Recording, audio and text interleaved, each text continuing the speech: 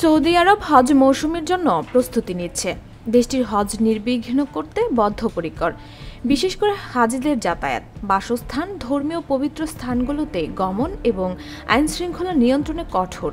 ফলে স্বাভাবিক সময়ের তুলনায় হজের মৌসুমে সৌদি নাগরিক এবং বিদেশিদের জন্য নানাবিধ নিষেধাজ্ঞা জারি করে সরকার। তালিকাভুক্ত দেশগুলোর ভ্রমণকারীদের জন্য ভিসা প্রদান সাময়িকভাবে স্থগিত থাকবে। এই স্থগিতাদেশ ওমরা, ব্যবসায়িক এবং পারিবারিক ভিসা সহ বিভিন্ন ভিসা অন্তর্ভুক্ত। তবে যাদের ওমরা ভিসা আছে তারা 13 এপ্রিল পর্যন্ত সৌদি আরবে প্রবেশ করতে পারবেন। এই তারিখের পরে কোনো ওমরা ভিসাধারী সৌদি আরবে প্রবেশ করতে পারবেন না।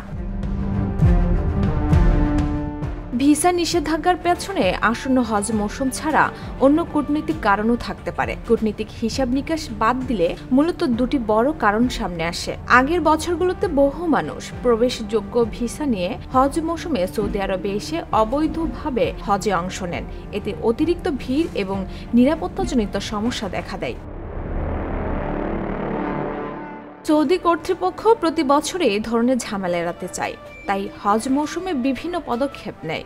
যেমন গত বছর সৌদি আরব সরকার ভিজিট ভিসাধারী ও পর্যটকদের হজ পালন এবং মক্কায় প্রবেশ নিষিদ্ধ করে। তেমনি অস্থায়ী ভিসা যেমন স্টুডেন্ট ভিসা বা জেন ভিসাধারীদেরও হজ পালন থেকে বিরত থাকার নির্দেশ জারি করে। স্পষ্ট করে জানিয়ে দেয়, হজ পালনের অনুমতি পেতে হলে একজন ব্যক্তিকে সৌদি হজ ভিসাধারী হতে হবে অথবা হজ পারমিট নিতে হবে। এর ব্যত্যয় ঘটালে কঠোর শাস্তির ঘোষণা দিয়ে পরিপত্র জারি করে সরকার। ধারণা করা হচ্ছে 13 দেশে ভিসা নিষেধাজ্ঞা ছাড়াও অন্যান্য বছরের মতো আরও কিছু নির্দেশনা জারি করবে সৌদি। সেসব না মানলে শাস্তির ব্যবস্থাও রাখা হবে। প্রসঙ্গত, মার্চের মাঝামাঝি সৌদি ভিসা নিষেধাজ্ঞা নিয়ে বাংলাদেশে গুঞ্জন ওঠে।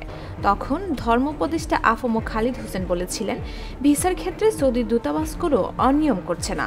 এবার ওমরার জন্য যত সংখ্যক ওমরা যাত্রী সৌদিতে গেছে তা অনেক বেশি, এজন্য তারা ভিসা নিয়ন্ত্রণ করছে। তিনি আরও বলেছিলেন, ওমরা যাওয়ার জন্য যারা বিমানের টিকিট কাটার পরও যেতে চান না, নিয়ম অনুযায়ী তাদের টাকা ফেরত দেবে বাংলাদেশ বিমান।